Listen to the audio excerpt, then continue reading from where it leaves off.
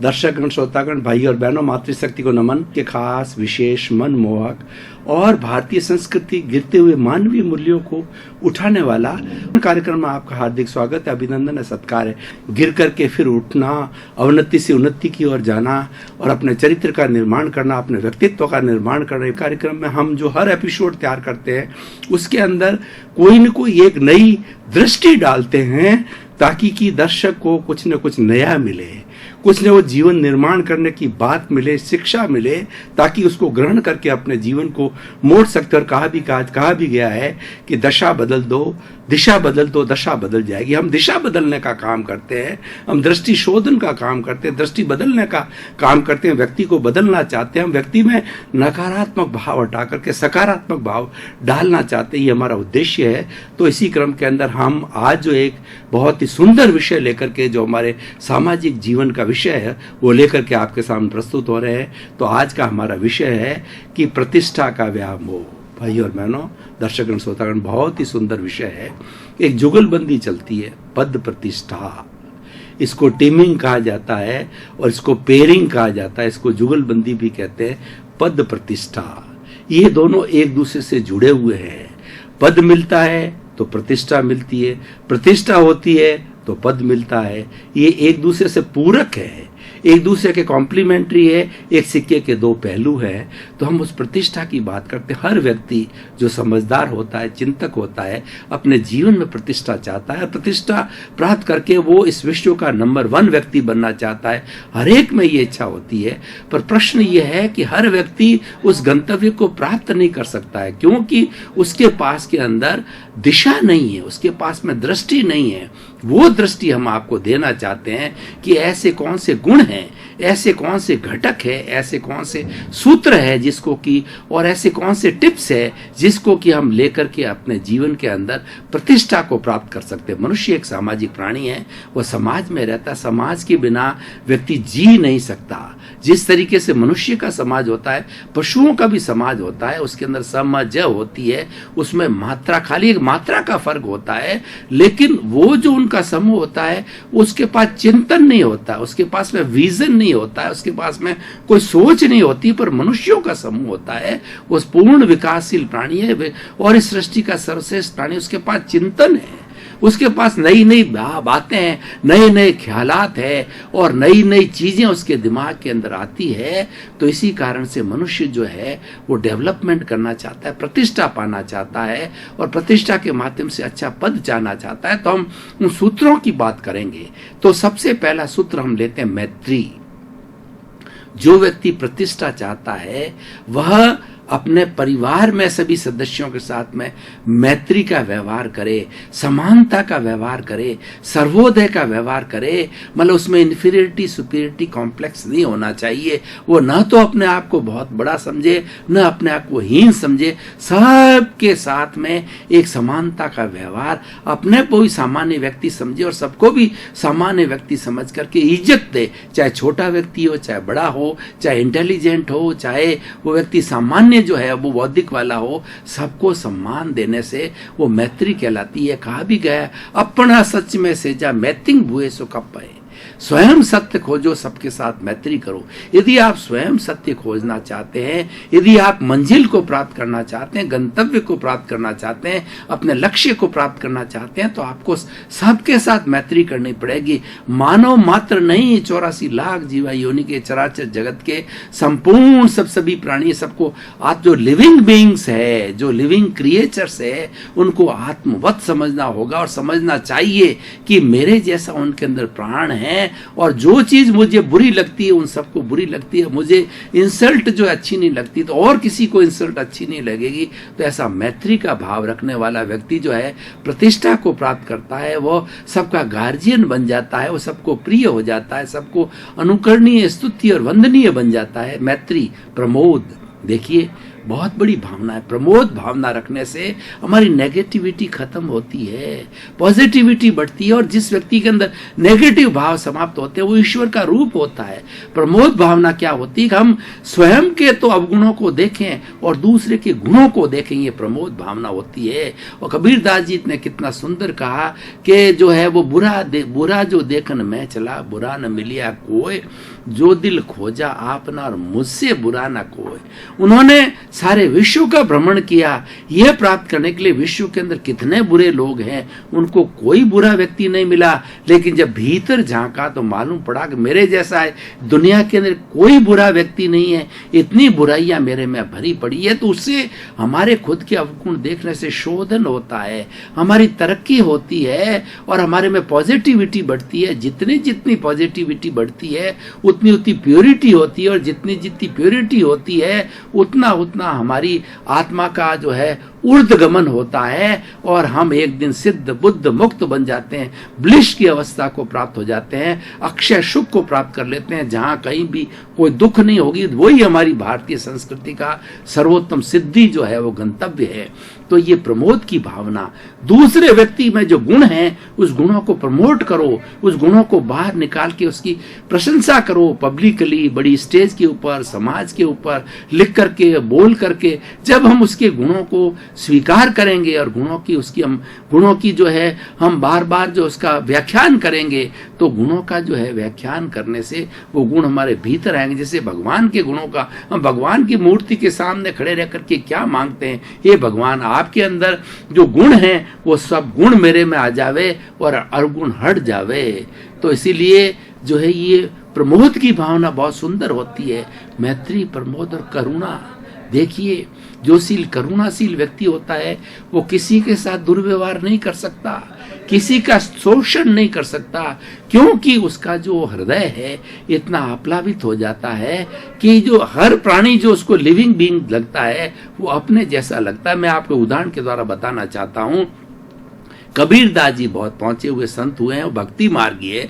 कबीरदास जी जो है वो बकरी रखा करते, तो बकरी का दूध पिया करते थे। तो बकरी के लिए, भोजन के लिए, घास फूस के लिए उन्होंने अपने पुत्र जो कमाल को कहा कि कमाल तुम जाओ और जंगल में से जो है बकरी के लिए कुछ घास फूस जो है वो वगैरह लेकर के आ जाओ। तो वो कैंची लेकर के गया और जाकर के उन्होंने दूब जैसे किसी पौधे को काटना चालू किया। तो उसको जो है कमाल को ये लगा कि उसके भीतर जो एक करंट सा, बिजली का करंट सा चल रहा है, उसको महसूस हुआ कि उसके अंदर वही आत्म तत्व है जो मेरे आत्म तत्व में है। वो उसको देखता रहा, निहारता रहा, लेकिन उसको काट नहीं सकता। उसको लगा किसको काटूं, इस धूप को, इसको काटता हूं पौधे को, तो इसका मतलब स्वयं मैं मेरे को काट रहा हूं, मैं स्वयं मेरे को कैसे काट सकता हूं। तो मेरे जैसा ही दिन भर खड़ा रहा, लेकिन वो उसके अंदर इतना डूब गया कि वो उसको काट नहीं सका। और शाम को कैंची लेकर के बिना घास फूस के जो है वो घर पहुंचा। तो कबीरदास जी ने पूछा कि कमाल क्या हुआ, तुम लेकर के आए, बकरी भूखी है, उसके लिए कुछ भोजन लेके आए क्या? उन्होंने कहा कि मैं जो है वो तो जीवित प्राणी है, उसमें तो आत्म तत्व जैसा मेरे में वैसा ही, मैं उसको नहीं काट सका, नहीं ला सका। कबीरदास जी ने कहा कमाल, दुनिया तेरे को याद रखेगी, तो मेरे से भी बहुत पहुंचा हुआ साधक है, साधु है, सन्यासी है और बहुत करुणाशील प्राणी है। तो ऐसी करुणा, यानी हम किसी को दुखी देख करके हमारे भीतर दुख की अनुभूति होनी चाहिए और हमें उसकी कैसे सहयोग कर सकते हैं, तन से, मन से, धन से उसका दुख कैसे दूर कर सकते हैं। उसका बाहर का दुख हो तो साधन से दूर करें, भीतर का दुख हो तो सांत्वना से उसको दुख दें। भीतर के भी बहुत दुखी होते हैं, किसी का वियोग हो जाता है, पति का, पत्नी का, बेटे का, या कोई घाटा लग जाता है, कोई कुठारापात हो जाता है, उसको सांत्वना दी जाती है कि तुम डरो मत, ये भी निकल जाएगा। जैसा कि वो समय निकला है, कोई समय स्थायी नहीं होता है, ये भी चला जाएगा, पुनः जो अच्छे दिन आ जाएंगे। तो सांत्वना देना जो है ये भी करुणा की एक भावना होती है और बाह्य रूप से हम तन मन धन से किसी का सहयोग दे सकते हैं। मैत्री, प्रमोद, करुणा और मध्यस्थता देखिए बहुत बड़ा गुण होता है कि व्यक्ति को ये सहनशीलता पैदा करता है। मध्यस्थता कि कोई व्यक्ति को गाली दे दी लेकिन वो मध्यस्थ रहा, उसकी उपेक्षा की, तो उपेक्षा करने से क्या हो, जिस व्यक्ति ने गाली दी उसकी गाली वापस चली जाती है क्योंकि उसने एक्सेप्ट नहीं किया। किसी ने कोई क्रोध किया तो उसके ऊपर वापस क्रोध नहीं किया, नेले पे देला नहीं मारा, टिट फॉर टैट नहीं किया, उसको वापस जवाब नहीं दिया, वो शांत रहा, उसने उसको सहन किया। तो ये मध्यस्थ भाव के अंदर रहा कि उससे टॉलरेंस बढ़ती है। और जो व्यक्ति सबसे बड़ा टॉलरेंट होता है, सबसे बड़ा पूजनीय होता है, भगवान महावीर का उदाहरण देना चाहूंगा कि भगवान महावीर ने 30 वर्ष की अवस्था के अंदर साधुपन स्वीकार किया और वो राजकुमार थे। और जब साधुपन जंगल के अंदर प्रथम दिन जब उन्होंने साधुपन स्वीकार किया तो उन्होंने अपने शरीर को कहा वोस रे वोस रे वोस रे, यानी इस शरीर को जो है वो हमारा कोई भी प्राणी जो है वो नरगति, तिरंज गति, मनुष्य गति, देव गति का कोई भी प्राणी इसको नोचे, तोड़े, काटे, पीटे, मैं इसकी सुरक्षा नहीं करूंगा। क्योंकि उन्होंने वो सहनशीलता को उत्कृष्ट रूप दिया, जैसा कि हम बताते हैं कि तपस्या का रूप दिया। और तपस्या का रूप देने से वो आत्म प्रकोष्ठों में चले गए और उनके ग्वालों ने उनके ऊपर कीलें ठोकी और जो है दूसरे कई लोगों ने जो है उनके पैरों पे खड़े खड़े मेडिटेशन करते थे, उसको जो है वो जगह बना के उसके ऊपर खीर पकाई और संगम नाम देवता ने उनको एक रात्रि के अंदर 12 मारणांतिक कष्ट दिए, उनको हाथी बन करके उनको सूंड में पकड़ करके पटका और बिच्छुओं का डंस कराया, सांप का डंस कराया और उसको इतनी बरसात करा दी कि पानी में डुबाने लग गए। तो इस तरीके से 20 तरह के मारणांतिक कष्ट एक रात्रि के अंदर दिए, लेकिन वो अडोल रहे। वो सहनशीलता की पराकाष्ठता थी, वो जो है मध्यस्थता की पराकाष्ठता थी। उस रूप में रहने के कारण जो है उनको उनके कर्म झड़ गए। ये बहुत बड़ी तपस्या की, उनका शोधन हुआ और शोधन करके आत्मा जो है वो उनकी पवित्र हो गई और उनको केवल ज्ञान की प्राप्ति हो गई। तो भाई और बहनों, मैंने आपको जो है गुण बताए जिनको कि हम शरीर जीवन में धारण करें तो हम प्रतिष्ठा को प्राप्त कर सकते हैं। तो पहला मैत्री, प्रमोद, करुणा, मध्यस्थता, और एक बात होती है अहम का विसर्जन करना। व्यक्ति गिरता क्योंकि अहंकार के कारण गिरता है। अहंकार करने से सुपीरियरिटी कॉम्प्लेक्स आता है कि मैं तो बड़ा व्यक्ति हूं, मैं तो कुबेर हूं, मैं तो बहुत बड़ा पद वाला हूं, मैं तो IAS हूं, मैं तो IPS हूं, मैं प्रतिष्ठित व्यक्ति हूं, मेरे बराबरी कौन कर सकता है, मैं बहुत बड़ा ज्ञानी हूं, बहुत बड़ा विद्वान हूं।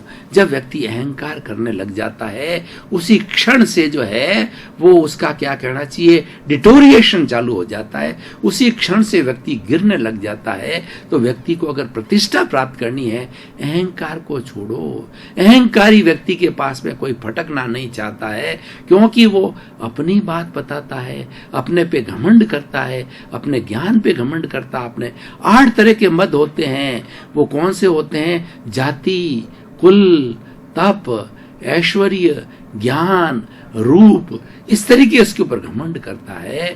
तो व्यक्ति जो है उसके पास जानी और उससे उसका जो है वो डिटोरिएशन, उससे उसका जो है वो अपघटन चालू हो जाता है। इसीलिए अहंकार सबसे बड़ा शत्रु है, यह हमें छोड़ना चाहिए।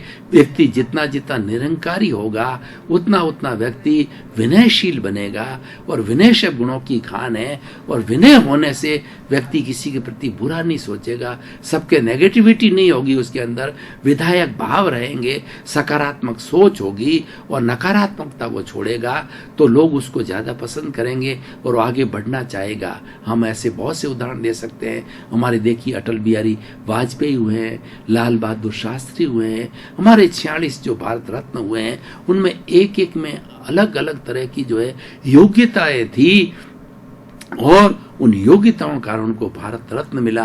उन्होंने देश के लिए कितना किया, उन्होंने लोगों की भलाई के लिए कितना कार्य किया और कितना सहन किया, कितनी यातनाएं सहन की, कितनी कष्ट में रहे, अपने सुखों को सेक्रीफाइस किया, सुखों का त्याग किया, जब जाकर के इस योग्यता के कारण जो है और अपने युगों का विसर्जन किया, अपने आप को एक सामान्य व्यक्ति समझा, इस कारण से जो ही बढ़ा। तो इसके बाद में हमने देखा कि ये अहंकार की बात आई और हम एक गुण जो बहुत बड़ा गुण है, वो उस गुण को जो है हम धारण करते हैं तो हम प्रतिष्ठा को प्राप्त कर सकते हैं।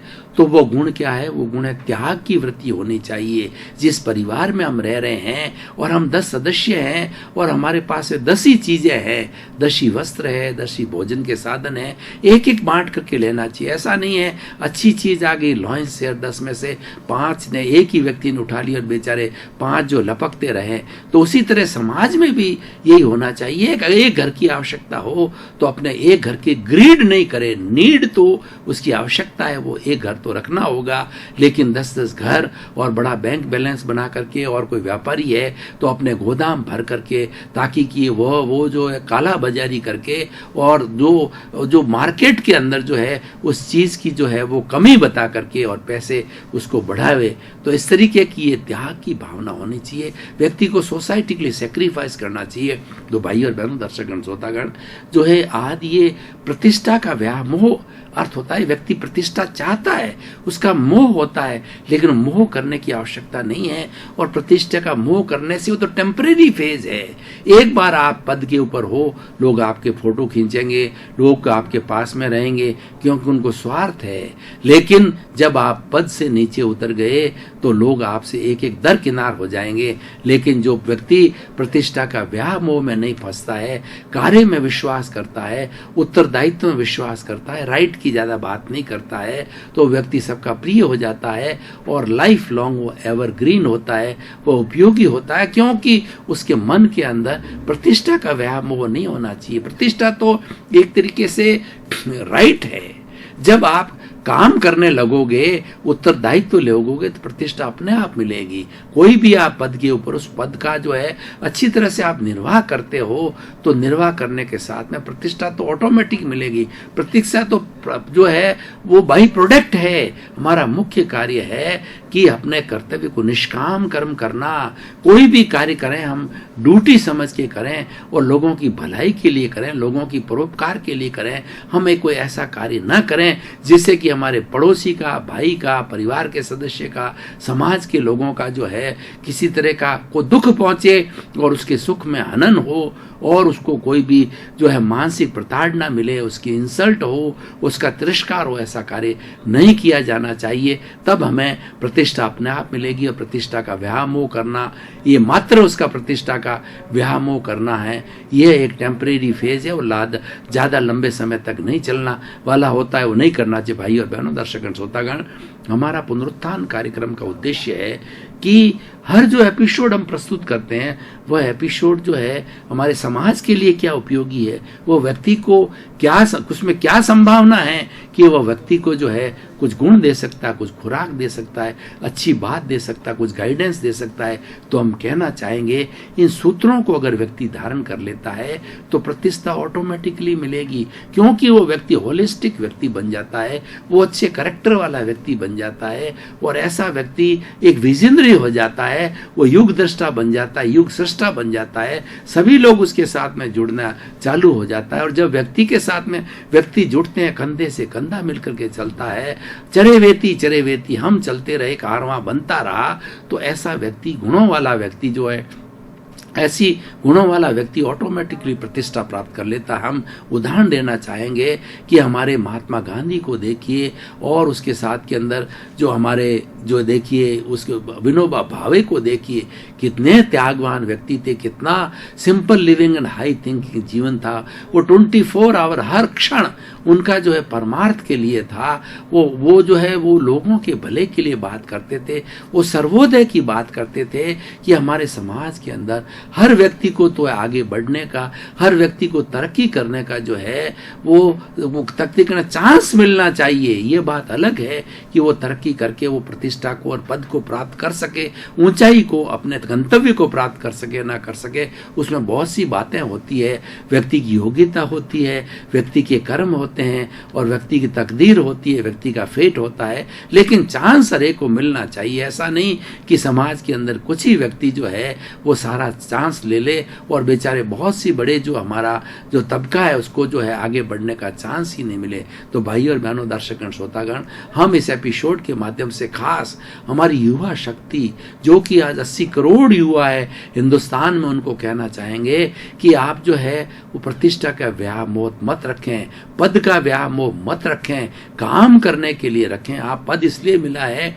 हमारी योग्यता को प्रदर्शित करने के लिए हम पद मिलता है। आप IAS बनते हो, आप IPS बनते हो, आप कलेक्टर बनते हो, बड़े प्रशासक बनते हो, डॉक्टर होते हो, इंजीनियर होते हैं, CA होते हैं। तो ये हमें अपनी योग्यता को प्रदर्शित करने का, सेवा करने का चांस मिलता है, और उसको हम सही रूप के अंदर लागू करते हैं। चाहे किसी भी वर्ग का व्यक्ति हो, टीचर हो, और वो ढंग से स्टूडेंट को पढ़ाता है तो बच्चे उसके फैन हो जाते हैं, और बच्चे चाहते हैं कि इनकी क्लास बार बार लगे, उनसे प्रश्न करते हैं, उनसे प्यार करते हैं, और वो व्यक्ति सबका पूजनीय, वंदनीय, स्तुत्य बन जाता है। इसलिए भाई और बहनों, दर्शकगण, श्रोतागण, अपने जीवन को सफल बनाना चाहते हो, जीवन को सार्थक बनाना चाहते हो, जीवन में कुछ जो है वो हासिल करना चाहते हो, कुछ बनना चाहते हो, कुछ आप में कुछ करने की ललक है, तो हम एपिसोड के माध्यम से हमारी युवा शक्ति और सभी को कहना चाहेंगे, पद प्रतिष्ठा का व्यामोह छोड़ दो।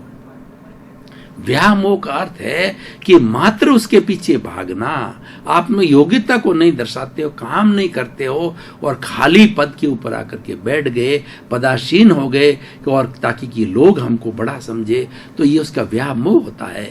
तो बिना कार्य किए पद का या प्रतिष्ठा का मोह रखना, ये एक टेम्परेरी फेज है, उससे हमारे जीवन में तरक्की नहीं हो सकती है।